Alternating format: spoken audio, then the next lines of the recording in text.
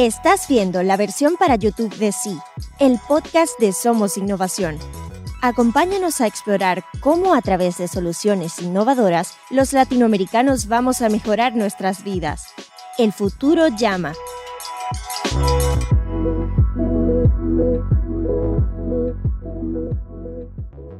Hola, soy Federico Fernández. Bienvenidos a un nuevo episodio de Sí, el podcast de Somos Innovación.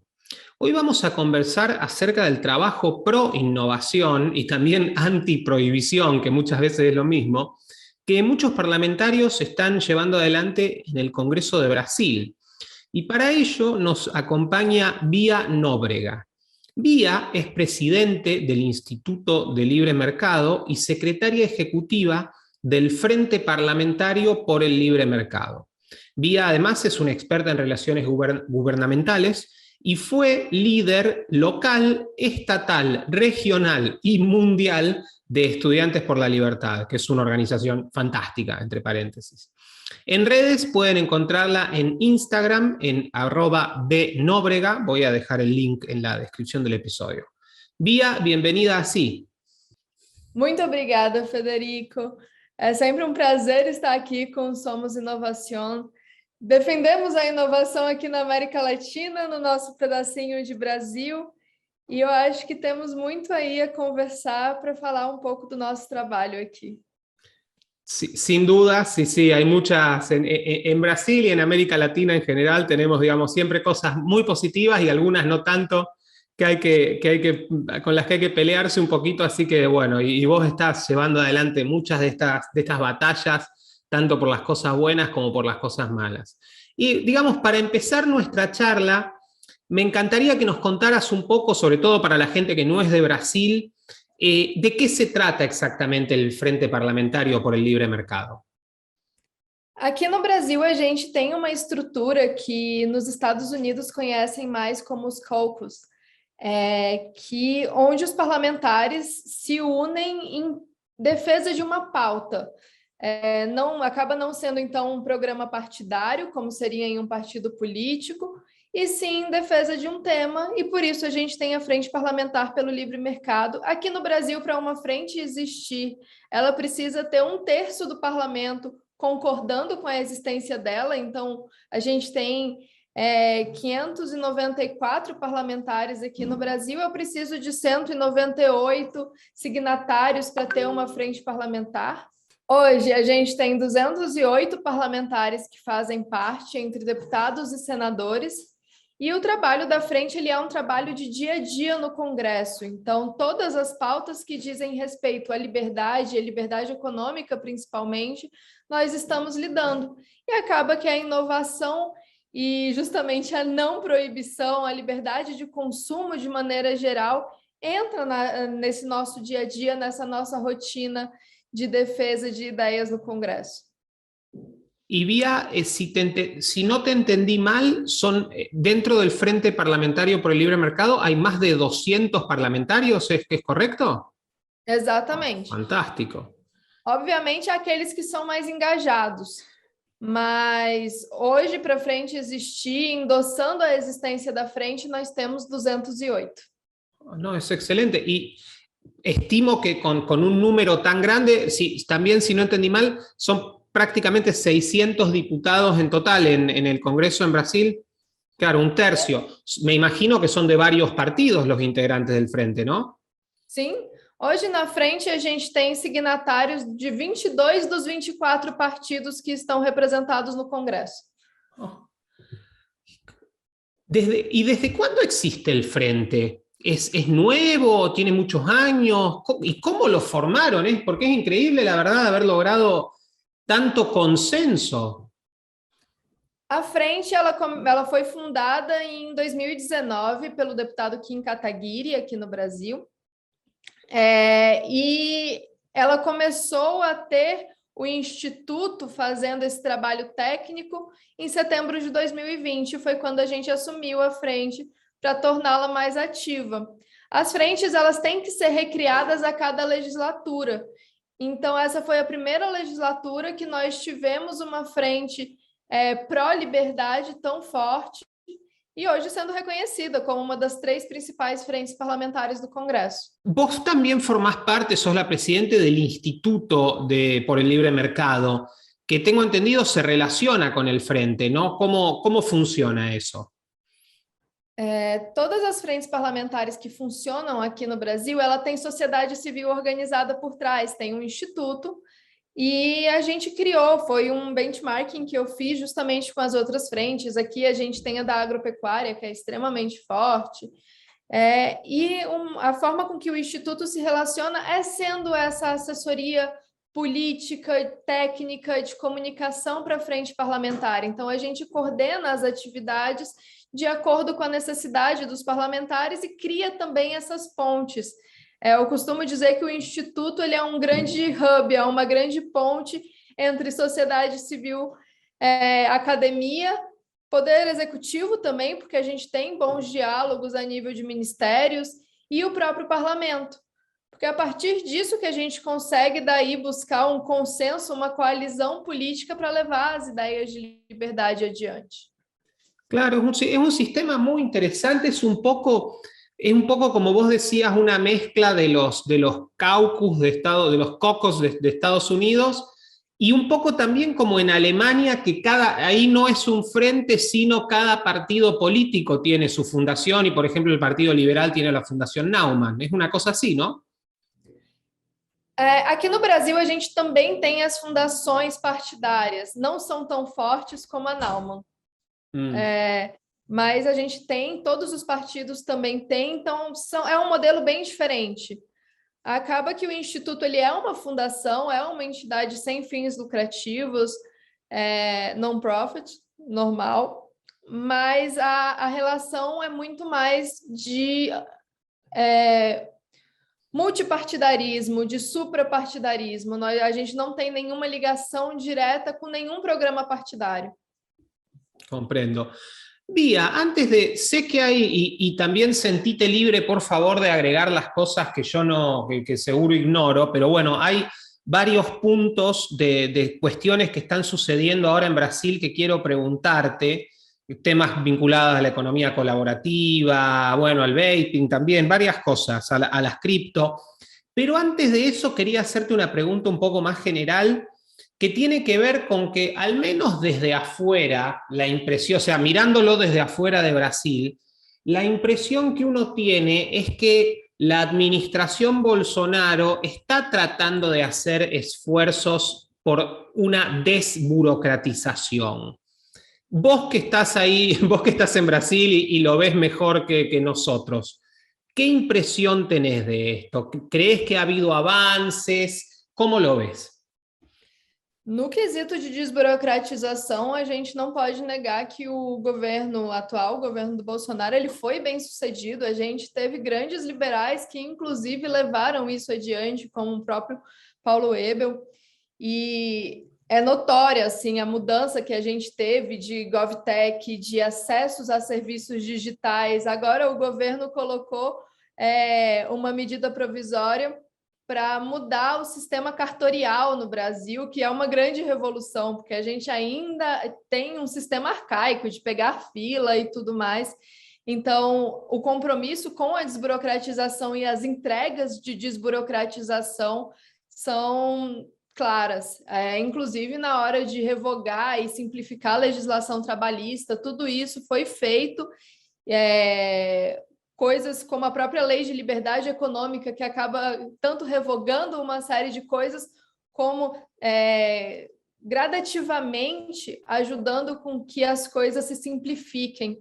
Então, no quesito desburocratização aqui no Brasil, o avanço nesses últimos 3 anos foi incrível. Não tem nem, é um ponto que a gente não pode reclamar do governo. E que impactos, digamos, positivos vos podrías mencionar, digamos, vinculados a la actividad empresaria, y no solamente, digamos, a los grandes empresarios, sino digamos, al mundo startup, al mundo de las pequeñas empresas, de las empresas familiares, de los negocios chiquitos, los comercios chiquitos? ¿Cómo ves vos que, digamos, se les ha mejorado la vida con estos esfuerzos de reducir la burocracia? Ficou muito mais fácil um pequeno empresário obter um alvará. Antes, aqui no Brasil, se eu tinha um negócio que era totalmente sem riscos, uma pequena lojinha, eu dependia ainda de meses, semanas de uma prefeitura me dando autorização para eu conseguir abrir o meu negócio. Com a lei de liberdade econômica, com a simplificação que foi havendo, não tanto nesse quesito de alvarás, mas posteriormente com a questão do marco das startups, que facilitou o investimento em startups, junto com a lei de liberdade econômica, que daí vai juntando essas boas iniciativas legislativas e a consolidação delas, a vida de todo mundo que quer começar, de todo pequeno empresário, ficou mais simples. Hoje no Brasil, principalmente aquele que a gente chama de MEI, de microempresário individual, ele abre uma empresa em horas. Ele entra no site, está com a empresa, faz uma análise de viabilidade pela internet e consegue ter ali o seu CNPJ existir como negócio. E é uma mudança gigantesca, porque no Brasil tudo era demorado. A gente passou também uma medida provisória do ambiente de negócios, que agora já é lei, e a gente mudou até a forma com que se obtém energia para os negócios, então ficou muito mais ágil, a gente equiparou ao tempo para que as empresas fornecedoras de energia liguem no mesmo período que qualquer outro país mais avançado da OCDE. Então, em todos esses pequenos detalhes, está se pensando em como a gente consegue melhorar o ambiente de negocios no Brasil para todo mundo.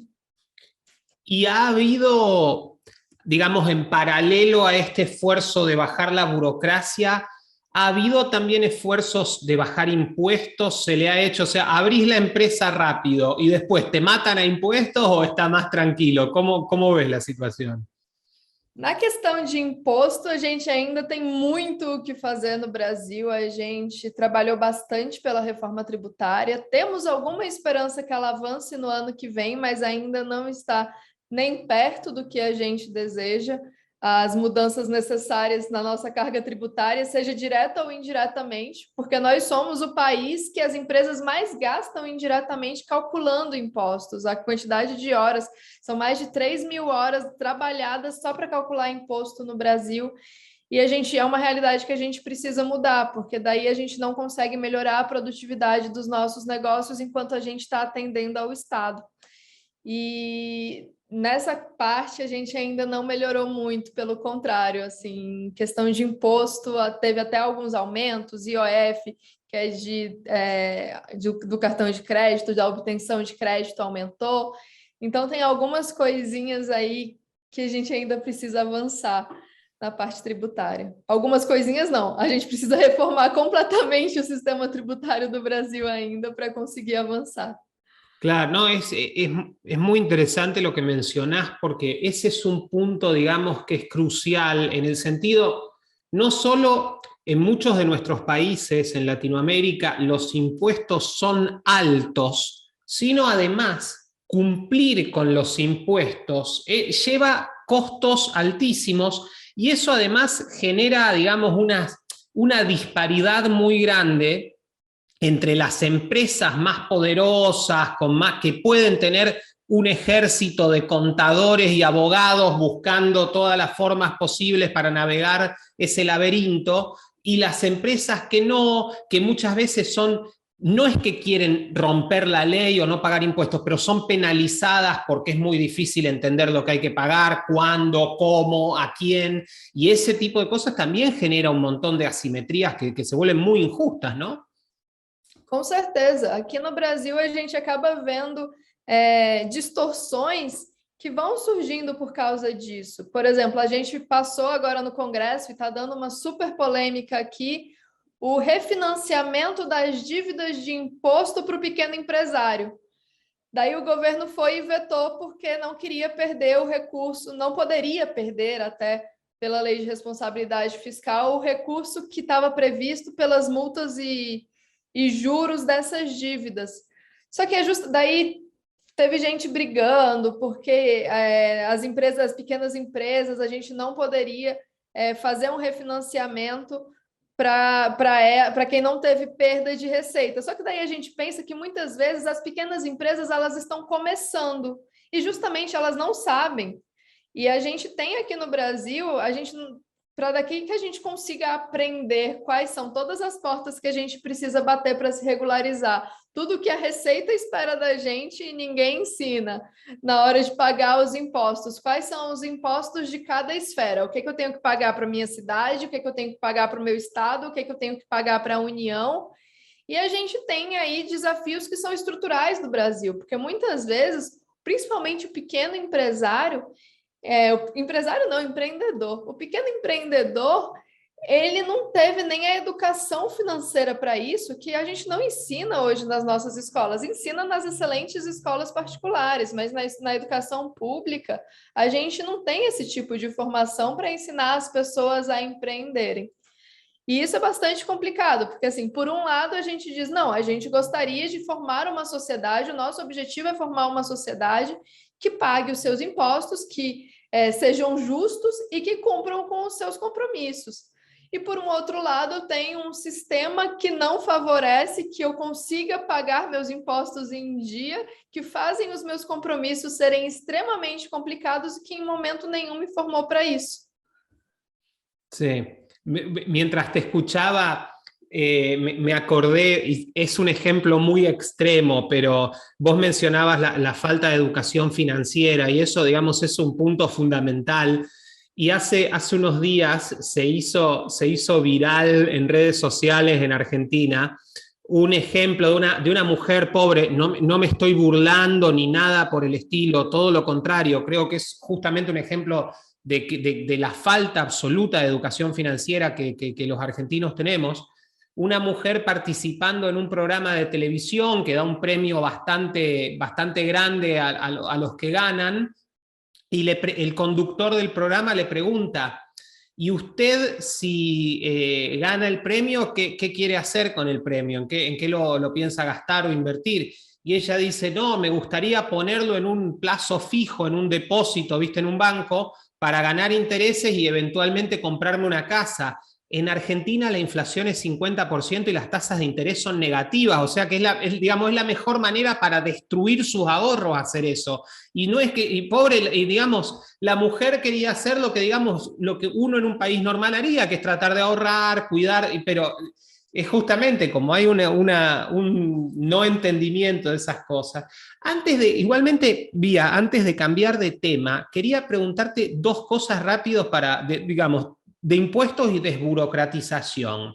Empezando con el tema de desburocratización, ¿crees que en la región todos estos esfuerzos que ha habido en Brasil por desburocratizar han inspirado a otros países? ¿Sentís que ha habido, digamos, en otros países de la región, no sé, México, Colombia o Argentina probablemente no, alguno tratando de decir, miren lo que están haciendo en Brasil, tratemos de inspirarnos en su ejemplo, o ha pasado lamentablemente un poco desapercibido lo que está haciendo Brasil en el resto de los países?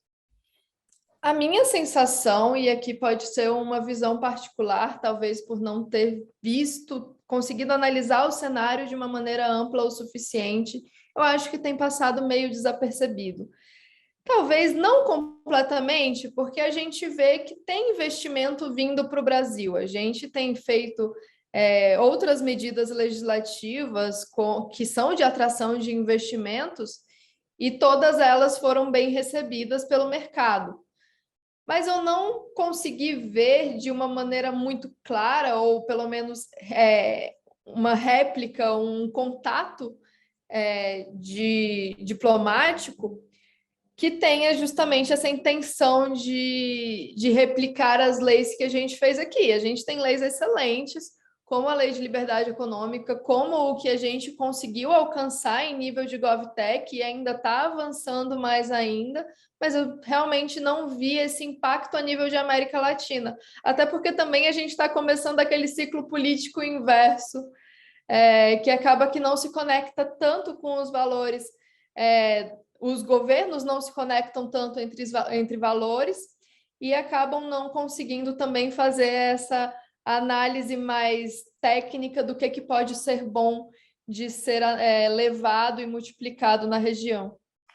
Sí, comparto. Yo creo a ver, creo que el proceso que está llevando adelante Brasil va a ser muy beneficioso para los brasileños y como vos decías muy bien, ya se están notando los impactos en inversión extranjera. Es una pena que los demás países de la región como que ha pasado desapercibido y es o sea, eventualmente creo que van a tener que abrir los ojos porque la distancia entre Brasil y el resto de los países se va a acentuar aún más, pero es una pena que o sea, se han hecho cosas muy, muy grandes, de mucho impacto, y como que tal cual, sí, probablemente por el ciclo político de la región, se ignoraron completamente y nadie le pareció prestar mucha atención. Y respecto de los impuestos, quería preguntarte, ¿tenés algún, digamos, mencionabas el tema de trabajo en una reforma tributaria? No te quiero poner en un compromiso ni nada, pero ¿tenés algún, digamos, algún modelo a nivel internacional de tributación que te parezca que podría ser factible para Brasil o alguna combinación? ¿O cómo, digamos, cómo están encarando ustedes el tema de la reforma tributaria? ¿Qué cambios les gustaría ver? Hoje, a gente está tratando a reforma tributária muito no aspecto de consumo. Então, o que a gente está tentando implementar no Brasil é muito baseado no modelo tradicional do IVA, que a gente tem no resto do mundo, e está caminhando bem. Ou pelo menos a gente tem duas hipóteses aqui que estão caminhando, mas principalmente a do IVA dual, para que a gente consiga destinar o que é recurso da União e o que é recurso dos estados e municípios de uma maneira mais simplificada do que a quantidade de impostos que a gente tem hoje. Entiendo, entiendo. Y Vía, a ver, venimos hablando un poco de esfuerzos para hacerle un poco la vida más fácil a las startups, a las empresas ya consolidadas. También hemos estado hablando, digamos, de la escena impositiva que, bueno, puede hacerles la vida un poco más complicada a todos, a los consumidores, a los empresarios, a los emprendedores, a todos. Y en ese sentido, y hablando de emprendedores, sé que vos venís haciendo un trabajo importante, has incluso participado en foros respecto de lo que podríamos llamar, digamos, emprendedorismo femenino, las mujeres en el emprendedorismo, y me gustaría un poco que nos cuentes cómo ves la situación vos en Brasil, qué pensás que podría mejorar, si estás conforme con el rol de las mujeres dentro del emprendedorismo, que nos cuentes un poco y sentite libre de extenderte lo que quieras. ¿Cómo ves este punto en particular vos en tu país? Então, aqui no Brasil, a gente já tem uma situação que é particular. A maioria das famílias são chefiadas por mulheres. E isso não é necessariamente uma situação boa, porque a gente tem uma sociedade que a formação ela é muito ainda pelo homem e pela liderança masculina, mas que eu vejo que principalmente nos últimos anos e tudo mais, a gente conseguiu ver, e eu acho que a pandemia trouxe isso a nível de mundo, a importância da liderança feminina, que acaba sendo muito mais resiliente, acaba sendo muito mais capaz de superar crises. Aqui no Brasil, o perfil, principalmente, do empreendedorismo feminino, ele é o perfil das micro e pequenas empresas. Hoje, a gente tem desafios a nível de grandes empresas e empresas consolidadas de realmente alçar mulheres aos postos de liderança. Todas elas, obviamente, com as suas políticas de inclusão, de diversidade, têm buscado, ou ao menos a maioria delas, tem buscado fazer programas e iniciativas que consigam melhorar essa realidade, mas ainda não é. E quando a gente vai para as micro e pequenas empresas, a gente vê as mulheres se reinventando e colocando negócios e querendo ser donas das próprias vidas, principalmente muitas vezes por causa da própria família, de conseguir justamente empreender e ser dona do próprio horário e conseguir criar os filhos e conseguir ter uma gestão melhor da própria vida.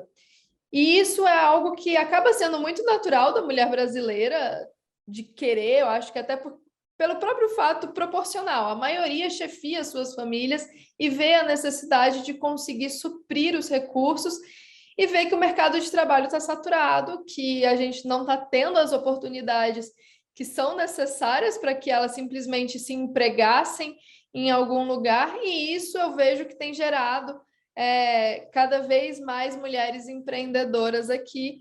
Muitas ainda precisam de suporte, como a gente já falou, a gente não tem uma educação empreendedora, a gente não tem uma educação financeira.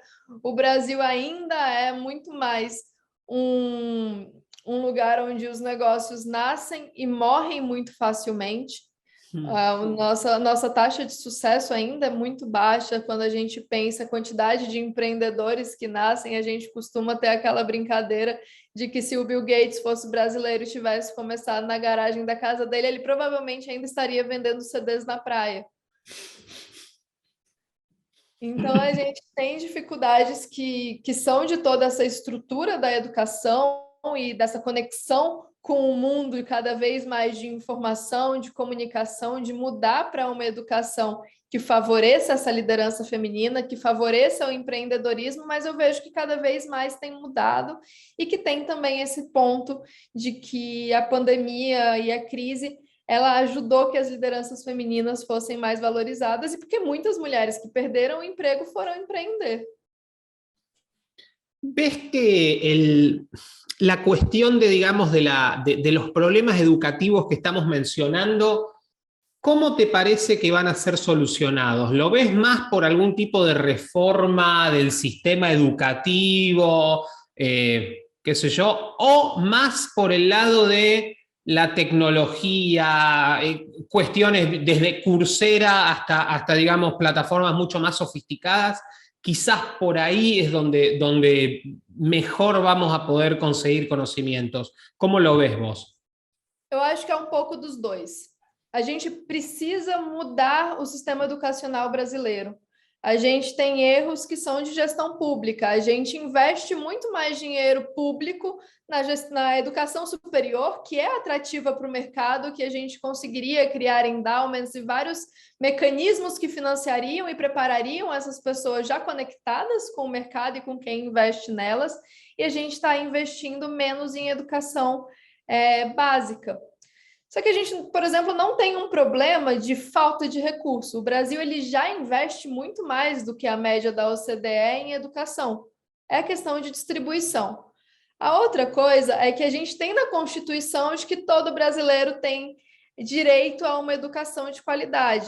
Só que, ao mesmo tempo, a nossa qualidade ela é medida nos insumos e não na qualidade real do desempenho. Então, no Brasil, se mede a qualidade a partir de uma escola que tem professor, livro e parede. Vamos ter infraestrutura.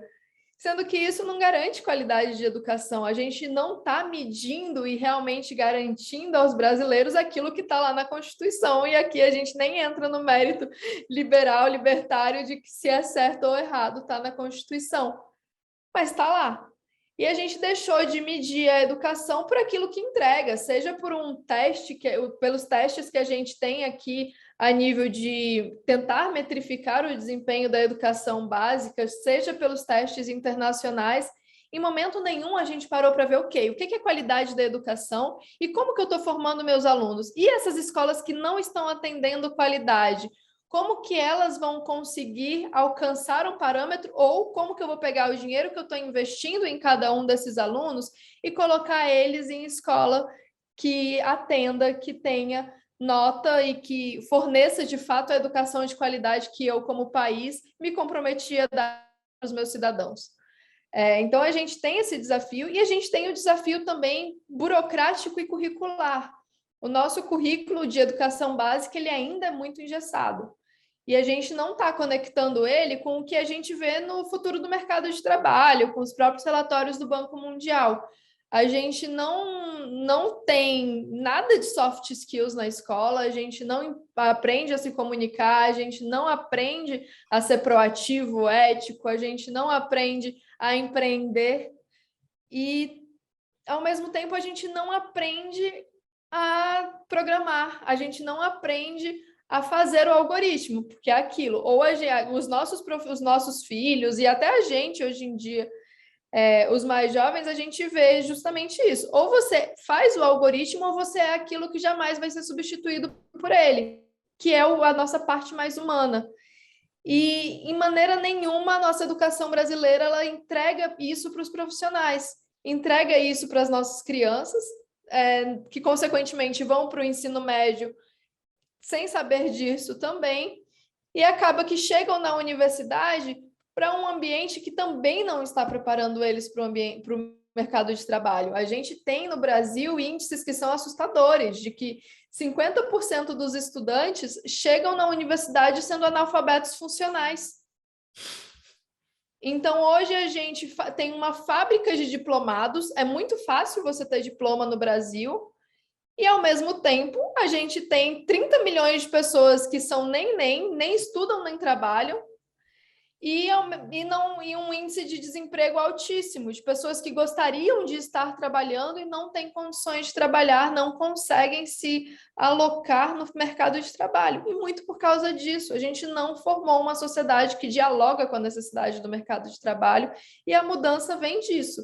Vem da gestão pública, de como que eu estou gerindo os meus recursos, vem da mudança curricular, de como que eu estou casando com as necessidades do mercado de trabalho, das pessoas conseguirem ser hábeis nas habilidades socioemocionais, nas soft skills, de conseguirem ter noção tecnológica, porque é um mundo que a gente já está inserido e vai se inserir cada vez mais com tudo que está vindo aí, e, ao mesmo tempo, que sejam capazes de se adaptar, porque a gente vai ter um mundo aí de profissões sumindo e reaparecendo o tempo todo, e o que a gente mais vai precisar para as nossas crianças e para a gente como profissionais é essa capacidade constante do life learning, do reskilling, de conseguir se adaptar ao mundo e às necessidades dele para ser útil também dentro da sociedade e gerar riqueza. Sí, a ver, hay muchísimo digamos, de todo lo que dijiste, podríamos estar hablando horas, porque hay muchísimo digamos, que poder seguir tirando de ese hilo. Me quedé, digamos, con lo que mencionabas, que es un hecho muy, digamos, muy llamativo de esta época, que es esta situación tal cual de la fábrica de graduados y cómo se han devaluado los títulos, o sea, como, claro, hay una explosión, como la educación también se ha vuelto esta necesidad de tener un título que supuestamente comprueba que uno sabe hacer algo. El problema es que el papelito se ha vuelto el fetiche, entonces, o sea, es más importante el papelito que las habilidades, y estamos en esa situación donde sí, tal cual, y ni hablar los problemas, y a ver, eso se ven también en el resto de la región, los problemas, digamos, de lectoescritura, de lectocomprensión, son muy graves y tal cual. Yo siempre digo, a ver, tenemos a los chicos básicamente entre 12 y 13 años presos del sistema educativo y no logramos enseñarles su propio idioma. O sea, no estamos hablando que aprendan chino, no logramos que aprendan portugués correctamente o español correctamente. Es una situación que la verdad que es catastrófica en muchos aspectos. Sim, completamente. A forma com que a gente estruturou a educação, e como você bem disse, não é só no Brasil, principalmente quando a gente analisa aqui a América do Sul, a gente vê que é um padrão que se repete. A gente vê que o que era mais básico, aprender a falar corretamente, dominar a minha língua, eu aprender a lidar com as minhas finanças, eu entender a sociedade que eu estou inserido, a gente não ensina.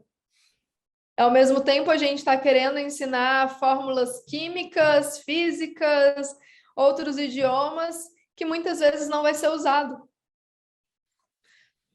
Hablando de patrones que se repiten, quiero aprovechar para preguntarte, además vos que estás, digamos, en esta batalla, estás en la trinchera, sé que están pasando algunas cosas buenas y otras no tanto en Brasil, vinculados, digamos, a modelos de negocios innovadores, productos innovadores, Y quería empezar preguntándote y también que nos expliques un poco, pensando en gente que no vive en Brasil y que no sabe exactamente qué está sucediendo. Tengo entendido que hay lamentablemente algunos movimientos bastante prohibicionistas respecto de todo lo que tiene que ver con el transporte vía bus, vía colectivo, como lo llamamos en Argentina, entre ciudades y entre diferentes estados en Brasil. Ha habido mucha innovación, muchos modelos de negocios, digamos, muy innovadores en el país. Y hay lamentablemente algunos intentos desde el Parlamento de prohibir estos nuevos modelos. ¿Qué está pasando? Un poco, si nos podés contar cómo ves la situación. Posso, até porque, graças a Deus, ela teve fim, pelo menos temporariamente, em relação ao projeto de lei que estava tramitando. Aqui no Brasil, e só para contextualizar, a gente, como no resto da América Latina, a gente tem aquela eterna luta dos fabricantes de vela contra os fabricantes de lâmpada. E isso estava acontecendo no transporte interestadual de ônibus, que a gente tem empresas que querem trazer a venda de passagens por aplicativo, como que a pessoa compra pelo aplicativo, que faz o fretamento, que são plataformas que conectam pequenas empresas de ônibus, de fretadores, que levam os passageiros à medida com que fecha. Então, modelos de realmente sensacionais, inovadores, de economia colaborativa, porque é isso, a plataforma tecnológica conectando pequenos empresários que são os donos dos ônibus, que não obriga o passageiro a ir até uma rodoviária, um lugar específico que tem vários pontos, e essas empresas elas têm vários pontos de embarque, facilita a vida do consumidor, facilita a geração de riqueza, porque está justamente fazendo essa conexão, sendo esse mecanismo colaborativo. E aqui no Brasil a gente estava com as empresas tradicionais querendo obrigar a frota própria, querendo proibir intermédio por aplicativo em pleno século XXI, queriam proibir o intermédio de venda de passagens por aplicativo, sendo que na prática era aquela coisa, queriam proibir um aplicativo próprio da empresa, mas pelo outro lado tinha a brecha da lei para que eles, que são donos de grandes complexos, assim por dizer, empresariais, que tem a empresa de ônibus, a agência de turismo e a empresa de avião, às vezes, por aí vai, conseguissem pela agência de turismo vender as passagens deles e daí burlar o negócio de quem estava só vendendo passagem por meio de uma plataforma. Foi mais de um ano de luta no Congresso, ano passado não, em 2020, a gente ficou até o último minuto, não, perdão, confundi. Em 2020, a gente brigou para não deixar com que esse PL fosse pautado. Em 2021, continuamos nessa luta. E no final do ano, agora, a gente conseguiu um relatório muito melhor, assim, com menos danos. Foi um trabalho de redução de danos ao longo de um ano, que fez com que o projeto ficasse mais suave. Mesmo assim, teve uma bizarrice que passou, uma coisa muito, um ponto muito estranho que passou, que é uma exigência de viabilidade técnica e econômica de cada linha, de cada trajeto que os ônibus fazem, que vai permitir muito questionamento ainda, mas pelo menos a questão de proibição dos aplicativos, de frota própria, e todas aquelas coisas que realmente inviabilizavam a inovação saíram do projeto, que virou lei agora. Mas a gente conseguiu fazer essa redução de danos, ficou só essa análise de viabilidade econômica, que ainda vai dar margem para muita interpretação, para muito burocrata dizer o que é viabilidade econômica e o que não é, mas acabou sendo uma vitória de pelo menos permitir que os modelos de negócios e a autorização, né, que é uma desburocratização também, continuasse, porque eles queriam que tudo fosse por licitação, sendo que nunca houve licitação nem para eles. E a gente conseguiu, e agora tem todo o trabalho de conseguir multiplicar isso nos estados, porque são 27 legislações ainda para mudar e consolidar um modelo de autorizações no resto do país. Bueno, me alegro, que bueno, como dijiste, bueno, gracias a Dios, una positiva, porque además, a ver, y esto lo sabemos, digamos, esto es algo que experimentan todos los ciudadanos latinoamericanos, digamos, el transporte en o sea, nuestros países en general son países grandes, con geografías difíciles. Facilitar alternativas para el transporte, ya sea por tierra, por río, por aire, por mar, por lo que sea, es fundamental, y permitir que la competencia, digamos, y la innovación vayan generando mejores posibilidades para nosotros, para trasladarnos, para poder hacer negocios, para poder mejorar, digamos, lo que estás haciendo en tu empresa, para ver a tu familia, para un montón bueno, para viajar adentro de tu país, para que los turistas vengan a nuestros países y tengan las mejores, digamos, posibilidades de conocer lo más que puedan, es fundamental. Así que bueno, me alegro mucho que digamos, estas alternativas estén al alcance de los consumidores y que sean los ciudadanos quienes decidan si las aceptan, las usan o no. Y la otra pregunta que quería hacerte respecto de, a ver, ojalá que me tengas también una buena noticia, vamos a ver, es que sé que ha habido algunos proyectos de ley y cosas circulando vinculados a digamos, a los exchanges de criptomonedas, algunas, digamos, peticiones un poco raras respecto de qué tienen que hacer. Contanos un pouco o que está passando e como está a situação. A gente tem 2 projetos de lei tramitando sobre cripto. Aconteceu uma coisa muito estranha no ano, que foi um projeto que estava parado há mais de um ano, rapidamente foi aprovado na Câmara, sem ninguém conseguir entender muito bem a velocidade com que aquilo tinha ido. E isso nunca acontece por acaso na política de lugar nenhum. Mas quando chegou no Senado, a gente conseguiu também conversar com os senadores e dizer: calma, vamos entender o que está acontecendo, porque a gente precisa discutir melhor, porque, de novo, é um projeto que ajuda as empresas que já estão estabelecidas a se consolidar, mas cria barreiras para que novas exchanges se criem aqui no Brasil. E não é isso que a gente quer. Como bons libertários, somos muito mais pró-livre concorrência do que pró-empresas. E a gente conseguiu o projeto, eu tinha uma previsão desses 2 projetos serem votados no Senado, que daí encerraria a tramitação ainda em dezembro. O projeto daí acabaram ficando realmente para esse ano. Quando o ano legislativo voltar, vai se retomar a discussão para ver quando que vai ser votado, e provavelmente vamos ter mais oportunidade de conseguir contribuir para que não haja essas barreiras de entrada e, ao mesmo tempo, se crie segurança jurídica para quem já está no mercado. Qué bueno, ojalá que sea así. Y por último, y si hay alguna otra cosa también que quieras mencionar, por favor, mencionala. Disto mucho de ser un experto de todo lo que está pasando en Brasil, así que si hay algo más, pero quería preguntarte, vos habías mencionado hace un rato al diputado Kim Kataguiri, que si no comprendí mal es el fundador del Frente Parlamentario para el Libre Mercado, y tengo entendido que él en los últimos meses está haciendo esfuerzos muy grandes para conseguir la legalización del vapeo en Brasil, cosa que es muy importante. La verdad, en la mayoría de los países de la región, si no en todos, el vapeo o está prohibido o está en una zona muy gris, muy gris, que es muy complicada.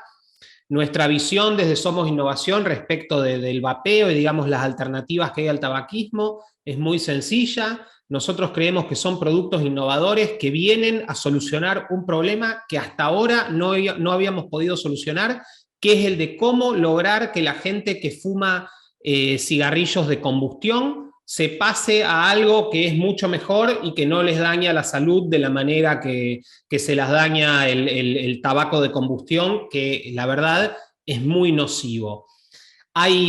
Como sabemos, hay otras alternativas, chicles, parches, un montón de cosas, hipnosis, no han funcionado. el vapeo es como mínimo 95% menos nocivo que el cigarrillo tradicional y logra efectivamente justamente con una efectividad muchísimo más alta que cualquiera de los otros métodos, que la gente deje de fumar y utilice un método que es infinitamente mejor. Así que, digamos, estamos muy a favor de lograr de nuevo, que estas alternativas estén al alcance, por supuesto, de adultos que decidan o no usarlas, pero que no estén prohibidas en muchos casos, burocracias sin rostro. Así que bueno, perdón toda la vuelta que hice para hacerte la pregunta, pero un poco, me encantaría que nos cuentes qué está haciendo Kim Kataguiri y cómo ves vos la situación desde el Frente Parlamentario. O Kim, ele criou projeto que basicamente equipara o vaping aos outros fumígeros, aos outros tipos de cigarros e etc., que já seria um avanço a nível de legislação, porque aqui no Brasil é proibido. Só que ao mesmo tempo em que aqui no Brasil é proibido, a gente tem vaping em todos os lugares. As pessoas compram livremente. Se você parar na rua e perguntar, vão dizer, e é proibido? Você tem certeza? Eu comprei ali na esquina.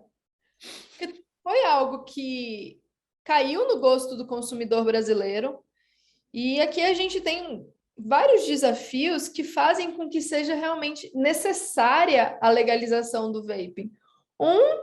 Que é o óbvio e até mais objetivo, não faz sentido eu estar proibindo algo que, na prática, diminui danos e que está sendo livremente comercializado. Não faz sentido sequer eu colocar recurso de segurança pública para combater a venda de vaping. Seria um desperdício gigantesco de algo que está melhorando a sociedade, que tem outras N bebidas, cigarro e tudo mais sendo livremente comercializado, e não faria sentido colocar o vaping em uma categoria diferente. Um dos trabalhos da frente, que a gente quer até ser um pouco mais ousados nesse sentido, é de mostrar realmente esse viés de redução de danos do vaping, da gente conseguir não só mostrar que, no mínimo, ele tem que ser tratado igual ao cigarro, como ele tem que ser, na verdade, levado como uma alternativa à redução de danos do cigarro. No Brasil, a gente tem problemas que, pela quantidade de impostos, por toda a questão de marca, de todas as dificuldades que se já colocou ao cigarro propriamente dito, hoje mais de 60% do nosso mercado de cigarro ele é de contrabando. Então, a gente favorece o crime quando a gente criou legislações que impediram a venda de um cigarro minimamente seguro, de uma marca, de procedência adequada. E a gente acabou favorecendo a pirataria e colocando mais ainda em risco a saúde das pessoas. A maior parte do nosso cigarro está vindo do Paraguai. Então, se eu crio e consigo mostrar, olha, eu tenho aqui uma política de redução de danos que vai deixar de favorecer o crime que está contrabandeando cigarro e vai melhorar a saúde, vai expor o consumidor a menos riscos, no mínimo, ou até melhorar a saúde dele quando ele para de consumir o cigarro contrabandeado, que é o vaping. Que aqui eu tenho o controle de que ele vai ter de 3 a 5 substâncias aqui dentro, de que com o uso adequado não é para ele criar grandes danos e no médio prazo, no longo prazo, ele é realmente a melhor forma da pessoa conseguir fazer a transição e parar de fumar. É um desafio legislativo, a gente tem que quebrar muitos desses mitos. Aqui no Brasil, a gente tem das agências reguladoras aos parlamentares ainda uma visão de que pode ser uma nova indução a vício e não é. É uma redução de danos de vícios já existentes. Então, eu vejo com perspectivas boas, com bons olhos, acho que vai ser muito natural. Tem até parlamentar que anda no Congresso com vaping na mão, então acaba que vai ser bem mais tranquilo, assim, de criar a narrativa e ilustrar. E é algo necessário, assim, é algo muito pequeno dentro da legislação para que a gente não faça. E o objetivo da frente parlamentar é justamente com que a gente consiga não só equiparar, como dar o tratamento adequado a partir do viés de redução de danos que o vaping pode significar. Y Bia, antes de dejarte ir y bueno, agradeciéndote tu tiempo y tu buena predisposición, ha sido un placer estar charlando contigo este rato. Quería preguntarte, a ver, vos formás parte del Frente Parlamentario para el Libre Mercado, estás en el mundo político en Brasil y bueno, este año hay elecciones presidenciales, así que quería preguntarte un poco cómo ves la situación. ¿Lula se va a presentar? ¿Cómo? A ver, si nos querés decir quién va a ganar las elecciones, sentite libre, pero bueno, ¿qué nos podés contar un poco a los que no estamos en Brasil de cómo estás viendo este inicio de año electoral? Assim, a gente não tem um cenário 100% desenhado. Existia Como é que eu posso falar? Existia uma percepção de que o Lula poderia vir sinalizando ao mercado da maneira com que ele veio no primeiro governo, mas isso não aconteceu. O Lula trouxe o mesmo ministro da Fazenda para ser o seu porta-voz econômico da Dilma, e que significou realmente o degringolar da política econômica brasileira e colocar o Brasil em todo o precipício que ele entrou no segundo e no terceiro governo do PT anos atrás. A gente tem desafios de rejeição dos candidatos. Tanto Bolsonaro é muito rejeitado pela população, muito pela forma polêmica dele se posicionar. Acaba que até as partes muito boas do governo, como tudo isso que a gente falou, não são vistas e acabam sendo minimizadas pelas posturas polêmicas, negativas, pela forma de se expressar que ele tem e acaba gerando realmente essa repulsa do eleitorado. A gente tem um Lula que está vindo muito à esquerda e sinalizado à esquerda, querendo acabar com a reforma trabalhista que foi feita no governo do Temer, querendo acabar com o teto de gastos e responsabilidade fiscal e sinalizando realmente muito ao outro extremo de esquerda. Então, a gente tem hoje um cenário que está desenhado entre dois extremos, e sendo que esses dois extremos são extremamente rejeitados ao mesmo tempo. E a gente não sabe exatamente, não tem como desenhar se já temos um vencedor. Há pesquisas que dizem que o Lula está na frente e que tende a vencer.